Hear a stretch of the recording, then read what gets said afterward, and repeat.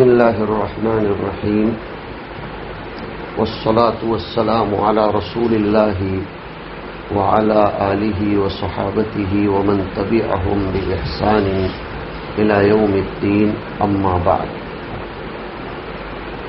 اصلاح معاشرے کے پہلوؤں میں سے ایک اہمیت بھرا پہلو اور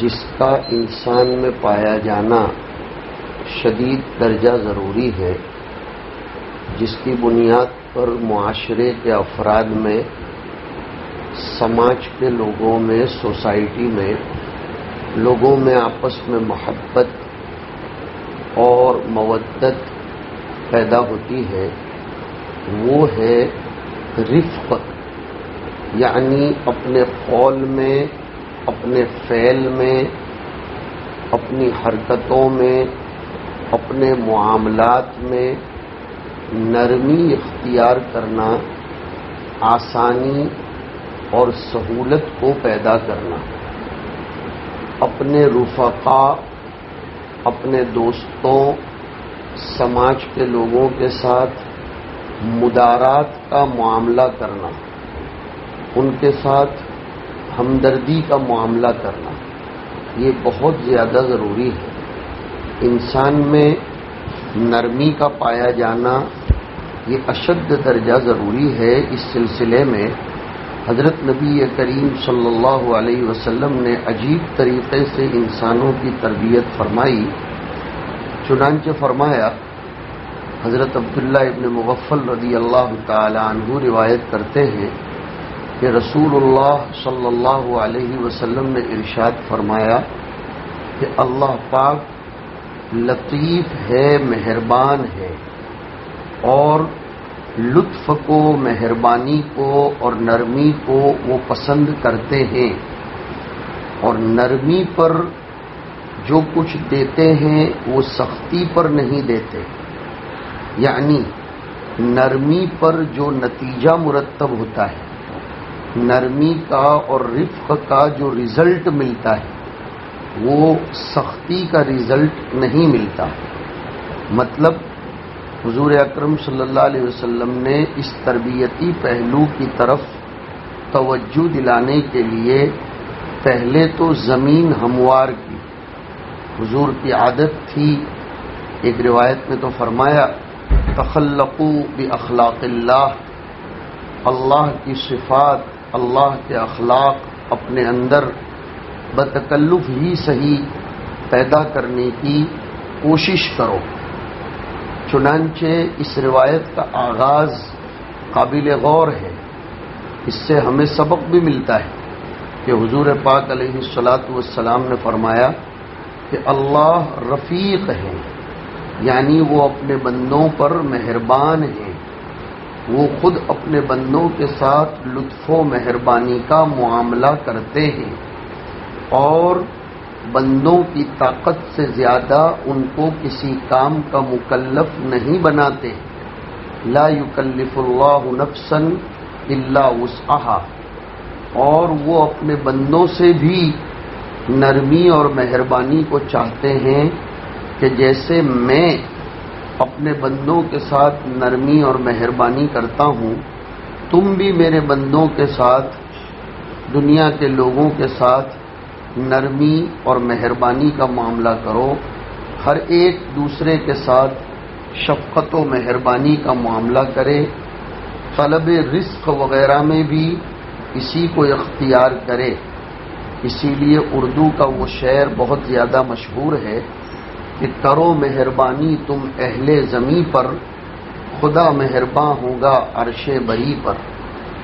اسی لیے قرآن کریم میں تو عجیب طریقے سے عموم انسانیت کے ساتھ مدارات برتنے کی تعلیم آئی.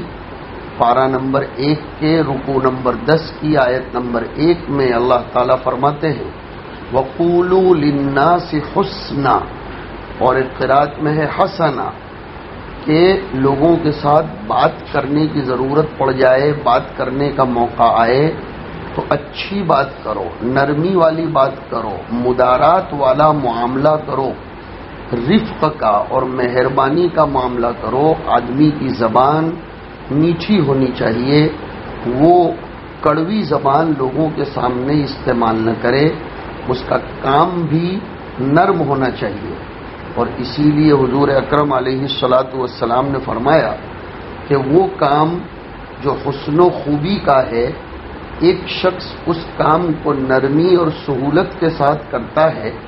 مثلا لوگوں کو ایمان کی یا عمل کی تبلیغ کرنا چاہتا ہے تو نرمی اور ملائمت کے ساتھ کرے، رفق کے ساتھ کرے، ہمدردی کے ساتھ کرے، محبت بھرے جذبات کے ساتھ کرے، تو اس پر جو اجر و ثواب ملے گا وہ اس سختی پر نہیں ملے گا جو اسی اچھے کام کے لیے اختیار کی جاتی ہو. سختی کے نتائج اور اس کا رزلٹ اچھا نہیں ملتا، نرمی کا رزلٹ اچھا آتا ہے، مگر یہ اسی وقت ہے جبکہ نرمی اور سختی دونوں کو اختیار کرنے کی گنجائش ہو. اگر کوئی موقع اور محل صرف سختی ہی کا ہے تو وہاں سختی ہی متعین ہوگی، اور اگر کوئی موقع اور محل صرف نرمی کا ہے تو پھر سختی کا استعمال درست ہی نہیں ہوگا. مطلب یہ ہے کہ ایک کام دونوں طریقے سے کرنے کی اگر گنجائش ہو، سختی بھی کی جا سکتی ہو، نرمی بھی، تو پھر نرمی ہی اختیار کرنی چاہیے. سختی کا اسلوب اور پہلو اختیار نہیں کرنا چاہیے. لیکن اگر اللہ کے معاملات میں، اللہ کی حدود و اوامر میں تساہل برتا جاتا ہو اور اس میں مداہنت کی جاتی ہو تو پھر اس سلسلے میں نرمی ناجائز اور حرام ہے. اسی لیے علماء نے ایک باریک سی لکیر کھینچی ہے مداہنت اور مدارات کے درمیان کا فرق کرنے کے لیے. اس کو بغور سمجھنے کی کوشش کریں. مدارات محمود، مستحسن اور قابل ستائش شریعت میں مطلوب ہے، لیکن مداہنت یہ مذموم اور مکروہ ہے. دونوں میں فرق کیا ہے؟ علماء نے لکھا ہے اپنے دنیاوی مفادات کو، اپنی دنیاوی ترجیحات کو، اپنی دنیاوی راحت اور آرام کو دوسروں کے مفاد اور دوسروں کی راحت کے لیے تج دینا، قربان کر دینا، یہ تو ہے مدارات. اور اس میں کوئی تفریق نہیں ہوگی، چاہے مسلم ہو غیر مسلم ہو. ہمیں یہ اچھے اخلاق برتنے کے لیے سب کے ساتھ ہی معاملہ اختیار کرنا چاہیے. اپنے دنیاوی مفادات کو اور دنیاوی ترجیحات اور راحت و آرام کو دوسروں کی خاطر ترک کر دینا، تج دینا، اس کا نام مدارات ہے. لیکن دوسروں کی خوشی کے خاطر، دوسروں کی ہاں میں ہاں ملانے کی خاطر، دوسروں کے تقرب کی خاطر اپنے دینی شعائر کو اور اپنی دینی پہچان کو اور اپنی دینی اصول میں کمپرومائز کر لینا، یہ مداہنت ہے اور یہ نہایت غلط بات ہے. اس کو شریعت میں حرام قرار دیا گیا ہے. اسی کو ایک آیت کریمہ میں فرمایا کہ ودو لو تدہنوا فیدہنون، کہ یہ لوگ ایسی تمنا کرتے ہیں کہ آپ مداہنت کریں، یعنی آپ توحید کے معاملے میں، ایک اللہ کی عبادت کرنے کے معاملے میں نرم پہلو اختیار کریں کہ میں تمہارے معبودوں کو بھی پوج لوں، تم میرے معبود کو بھی پوج لو، میں تمہاری دیوالی بھی منا لوں، تم میری عید بھی منا لو، میں تمہاری ہولی بھی منا لوں، تم میرا رمضان بھی منا لو. اس طرح اگر آدمی اسلوب اختیار کرتا ہے تو یہ حرام ہے. اسی لیے قرآن کریم میں آیت کریمہ اس سلسلے کی پوری صورت کی شکل میں اتری کہ قل یا ایھا الکافرون لا اعبد ما تعبدون، کہ یہ جو تم دعوت دیتے ہو کہ تم میرے معبود کی کبھی عبادت کر لو گے، میں تمہارے معبودوں کی کبھی عبادت کر لوں گا۔ رام بھی خوش، رحیم بھی خوش، ہم تمہاری دیوالی بھی منا لیں، تم ہماری عید بھی منا لو، ہم تمہارے مندر میں بھی اور تمہارے تہواروں میں شرکت کر لیں، تم ہماری مسجد میں آ کر شرکت کر لو۔ یہ غلط ہے، یہ حرام ہے۔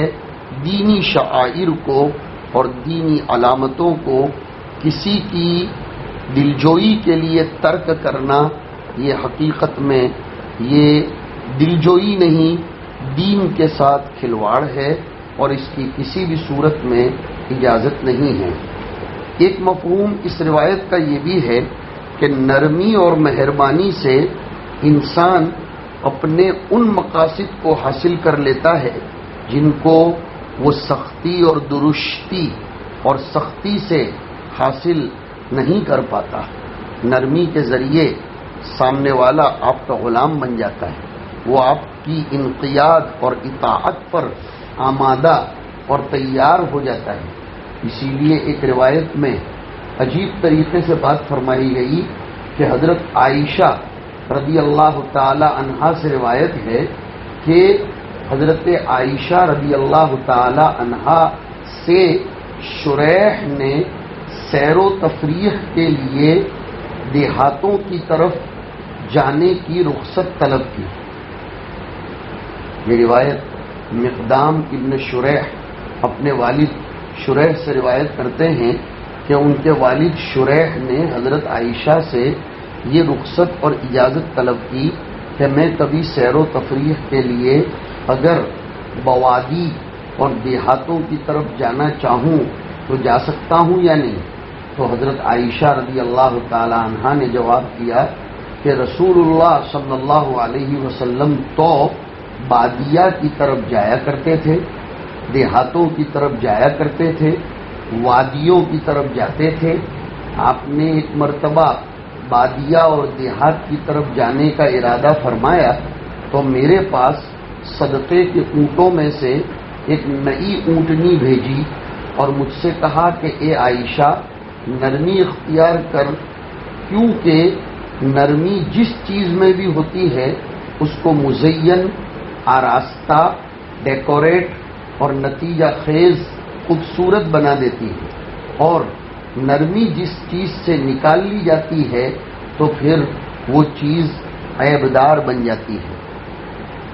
اس روایت کا مطلب یہ ہے کہ اسلام ایک دین فطرت ہے، رہتی دنیا تک کے لیے اسلام آیا ہے، صرف وقتی مفادات، جغرافیائے مخصوص کے لیے اور ارض مخصوصہ یا قوم مخصوص کے لیے اسلام نہیں آیا ہے، اور اس اسلام کا جس جن و انس کو مکلف کیا گیا ہے اس میں سے انسان مدنی الطبع ہے، وہ سویلائزیشن کو، کلچر کو اور سوسائٹی میں رہنے کو، ایک دوسرے کے ساتھ معاشرے میں رہنے کو پسند کرتا ہے۔ شاہ ولی اللہ رحمۃ اللہ علیہ نے تو حجت اللہ البالغہ میں بنیادوں میں سے ایک بنیاد انسان کا تمدنی ہونا اور اس کا مدنی الطبع ہونا بیان کیا، اور سیاست مدنیہ، سیاست منزل، اس کی مستقل بحث شاہ ولی اللہ رحمۃ اللہ علیہ نے بڑی معرکۃ الآراء انداز میں حجت اللہ البالغہ میں چھیڑی ہے۔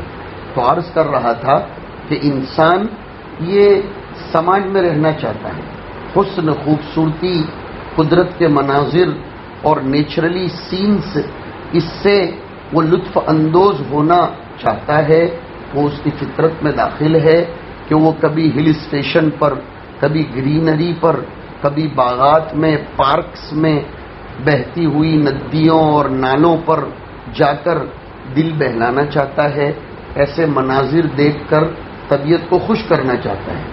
اسلام کے اندر انسانی فطرت اور طبیعت کی پوری رعایت موجود ہے۔ اسلام نے سیر و تفریح سے کسی بھی صورت میں منع نہیں کیا ہے، اس نے جائز حدود میں رہتے ہوئے ہر قسم کے مناظر قدرت سے فائدہ اٹھانے کی اجازت دے رکھی ہے کہ آپ سیر و تفریح کے لیے حدود شریعت میں رہ کر جائیں۔ اللہ کے رسول صلی اللہ علیہ وسلم نے عملاً اور پریکٹیکلی ہر اس کام کو کر کے بتایا جو آپ کی شان نبوت کے منافی نہیں تھا، تاکہ کسی کے لیے بعد میں چل کر کوئی تنگی اور دشواری نہ ہو۔ چنانچہ حضور صلی اللہ علیہ وسلم نے خود نیچرلی سینس سے فائدہ اٹھانے کے لیے سرسبز علاقوں اور پہاڑی چشموں کی طرف نہ یہ کہ خود گئے، بلکہ جب گئے تو ازواج مطہرات میں سے کسی کو ساتھ لے بھی گئے، اور اس بات کو عملاً ثابت کر دیا کہ اسلام ایسا مذہب ہے جو انسانی فطرت اور طبیعت کے خلاف نہیں، بلکہ وہ انسانی فطرت کیا پورا خیال کرتا ہے، انسانی طبیعت کے وہ عین مطابق ہے۔ اور اس سلسلے کی کئی ایک روایتیں ہمیں پریکٹیکلی، قولی، اورلی دونوں طرح کی ملتی ہیں۔ عید کے موقع پر حضور پاک علیہ الصلاۃ والسلام نے حبشیوں کا کھیل ہوتے ہوئے حضرت عائشہ کو دکھایا ہی نہیں، بلکہ اپنے کندھے پر حضرت عائشہ کا دیر تک منہ رکھے رہنا اور دیکھتے رہنا، اس کو برداشت فرمایا، اس کا تحمل کیا۔ اسی طرح حضور اکرم علیہ الصلاۃ والسلام اپنی ازواج مطہرات کے ساتھ کھیل کود کا خود بھی معاملہ فرماتے تھے۔ اور اس روایت میں یہ جو آیا، حضرت عائشہ فرماتی ہیں کہ ہم جب حضور پاک علیہ الصلاۃ والسلام کے لیے سواری ڈھونڈنے کے لیے کوشش کرنے لگی تو ہم نے دیکھا کہ صرف صدقے کا ایک اونٹ ہے جس پر بیٹھ کر حضور دیہات کی طرف تشریف لے جا سکتے ہیں۔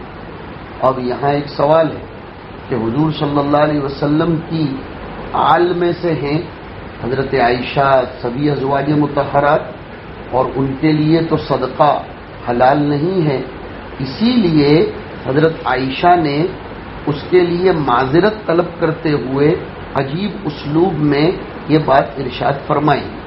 کسی بھی صحیح روایت سے یہ بات ثابت نہیں ہے کہ رسول اللہ صلی اللہ علیہ وسلم نے ازواج مطہرات کو صدقے کے مال میں سے کبھی کچھ دیا ہو۔ تو اب یہاں یہ سوال ہوتا ہے کہ آخر حضرت عائشہ کے پاس اس موقع پر صدقے کی اونٹنی کیسے بھیجی؟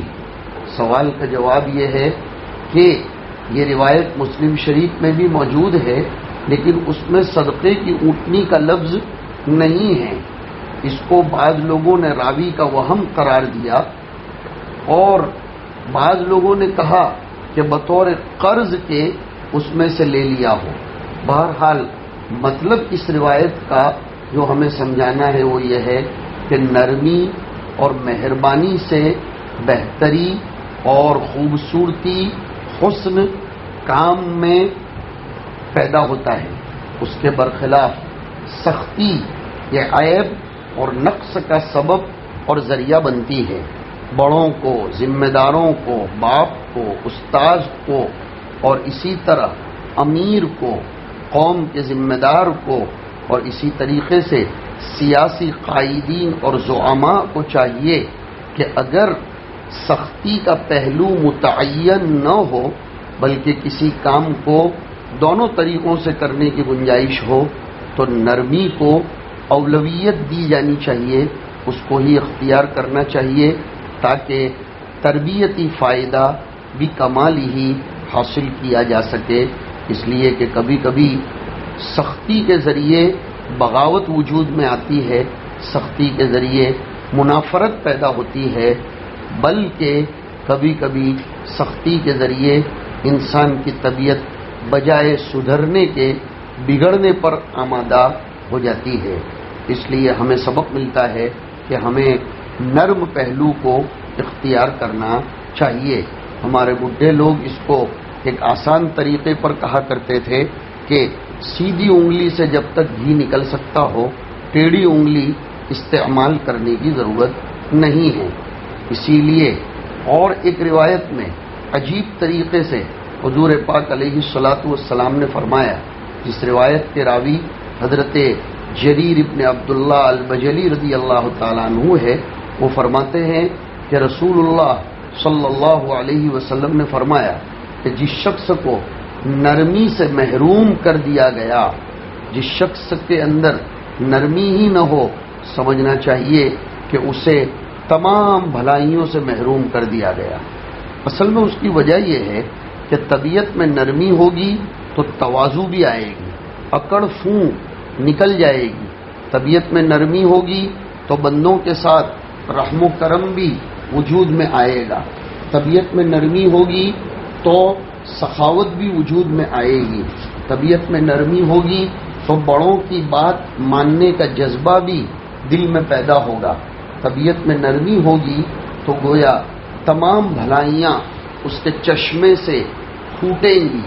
اسی لیے عجیب روایت کے الفاظ ہیں، من یحرم الرفق یحرم الخیر کلہ، کہ جس کو نرمی سے محروم کر دیا گیا اسے تمام قسم کی بھلائیوں سے محروم کر دیا گیا۔ نرمی اور مہربانی ہر قسم کے خیر اور بھلائی کے حصول کا سبب اور ذریعہ بنتی ہے۔ اس سلسلے کی اور ایک روایت بھی ہے جس کو حضرت سعد رضی اللہ تعالیٰ عنہ روایت کرتے ہیں کہ حضور اکرم صلی اللہ علیہ وسلم نے ارشاد فرمایا کہ نرمی کرنا اور کسی بھی کام کو آہستگی سے کرنا، ہر کام کو تعجیل ترک کر کے کرنا بہتر ہے سوائے آخرت کے کام کے۔ یہ روایت بھی نرمی کے موضوع سے ہم آہنگ ہے، اس لیے میں نے سنایا کہ کوئی بھی کام جلدی کرنے میں بگڑ جاتا ہے، کسی بھی کام کو آہستہ کرنا چاہیے۔ آہستہ کرنا یہ بھی نرمی میں شامل ہے۔ کسی چیز کو توڑنا، کسی چیز کو سنوارنا، اگر رشتہ بھی توڑنا ہے تو وہ نرمی کے ساتھ توڑا جائے، اور اگر دنیا کی کوئی چیز توڑنی ہے تو اس کو بھی نرمی کے ساتھ توڑا جائے۔ ظاہر ہے کہ اس طرح نرمی کے ساتھ توڑنے میں اس کو آہستگی اختیار کرنی پڑے گی، تعجیل اور مبادرت اس کو ترک کرنا پڑے گا۔ مطلب یہ ہے کہ کسی بھی کام میں جلد بازی نہیں کرنی چاہیے سوائے آخرت کے کاموں۔ آخرت کے کاموں کی طرف تیزی سے دوڑنا اور ان کو اختیار کرنے میں جلدی کرنا، خوب کثرت سے کرنا، یہ مستحسن اور بہتر ہے۔ یعنی نماز، روزہ، زکوٰۃ، حج اور نیکی کے کسی بھی کام میں غور و فکر کی ضرورت نہیں ہے، کیونکہ ان کے اندر اچھائی ہی اچھائی ہے۔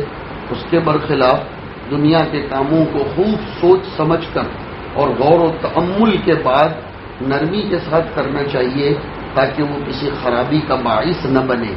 عموماً دنیا کا جو کام بھی بغیر سوچ بچار کے کیا جاتا ہے وہ خرابی کا باعث بنتا ہے۔ اس سلسلے میں ہمیں ایک روایت اور بھی سامنے رکھنی چاہیے۔ حضور پاک علیہ الصلاۃ والسلام نے فرمایا 3 کاموں میں جلدی کر لیا کرو۔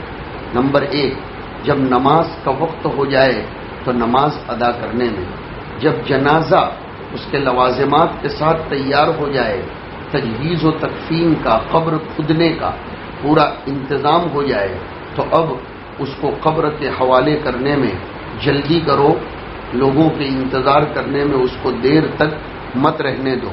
اور تیسرا، جب اولاد، لڑکا لڑکی یہ بالغ اور شادی کے قابل ہو جائے، عمر کے مرحلے کے اعتبار سے بھی اور گھریلو امور کے سنبھالنے کے اعتبار سے بھی، اور خود کفیل بن جائے، جس کو فرمایا کہ من استطاع منکم الباءۃ، اسی بات کی طرف اشارہ فرمایا۔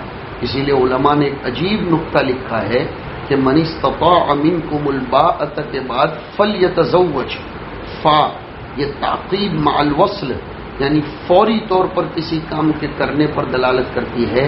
تو جب مہر دینے پر، گھر سنبھالنے پر، گھریلو امور کی انجام دہی پر، رشتوں کے حقوق ادا کرنے پر اور ہم آہنگی کا مزاج پیدا کر لینے پر پوری قدرت میاں بیوی کو، لڑکا لڑکی کو حاصل ہو جائے تو پھر اسے فوراً شادی کروا دینی چاہیے۔ یہ 3 کاموں میں جلدی کرنے کو کہا گیا ہے، ورنہ دیگر کاموں میں نہایت سوچ سمجھ کر کوئی فیصلہ کرنا چاہیے۔ چنانچہ نمازوں کے بارے میں آیا اور جنت کے بارے میں بھی آیا، وَلِكُلٍّ وِجْهَةٌ هُوَ مُوَلِّيهَا فَاسْتَبِقُوا الْخَيْرَاتِ، نیکی کے کاموں میں جلدی کرو۔ نیک بندوں کی تعریف آئی، إِنَّهُمْ كَانُوا يُسَارِعُونَ فِي الْخَيْرَاتِ وَيَدْعُونَنَا رَغَبًا وَرَهَبًا۔ ایک آیت کریمہ میں آیا وَسَارِعُوا إِلَى مَغْفِرَةٍ مِّن رَّبِّكُمْ، تو اللہ کے امور میں جلدی کرنا چاہیے، لیکن دنیاوی امور میں نہایت نرمی کے ساتھ عجلت نہ کرتے ہوئے سوچ سمجھ کر فکر و تدبر کر کے کوئی کام کرنا چاہیے۔ ہماری قوم میں، مسلم قوم میں یہ بھی ایک بہت بڑی کمزوری پائی جاتی ہے کہ ہم لوگ تجارت کے میدان میں کود پڑتے ہیں، تعلیم کے میدان میں سوچے سمجھے بغیر آپشن ہمارے سامنے ہونے کے باوجود مطلق تعلیم ضرور کود پڑنا چاہیے، لیکن کس قسم کے سیکشن میں اپنے آپ کو ڈالنا چاہیے، کون سی لائن اپنانی چاہیے، تجارت میں کون سا طریقہ اپنانا چاہیے۔ اسی طریقے سے شادی کے رشتے آتے ہیں، یا ہمیں دنیاوی امور میں سے کسی امر کی طرف اگر جانا ہے تو ایسے امور میں بھی سوچ سمجھ کر کام لینا چاہیے۔ 100 دفعہ سوچ کر پھر کسی بھی میدان میں ہمیں قدم رکھنا چاہیے تاکہ اس کے نتائج اچھے مرتب ہوں۔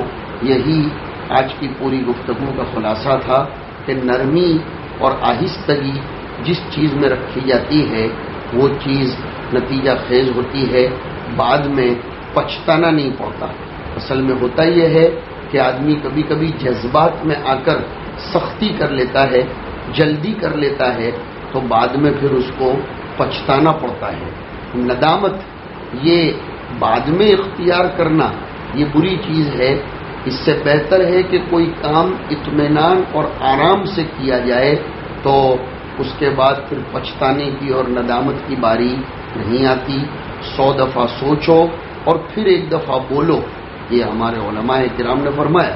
اسی طرح بولا پہلے تولو اور پھر بولو تاکہ بعد میں پچھتانے کی باری نہ آئے۔ اللہ رب العزت ہمیں اس پہلو کی طرف بھی توجہ کرنے کی توفیق نصیب فرمائے۔ وصلی اللہ علی النبی الکریم برحمتک یا ارحم الراحمین۔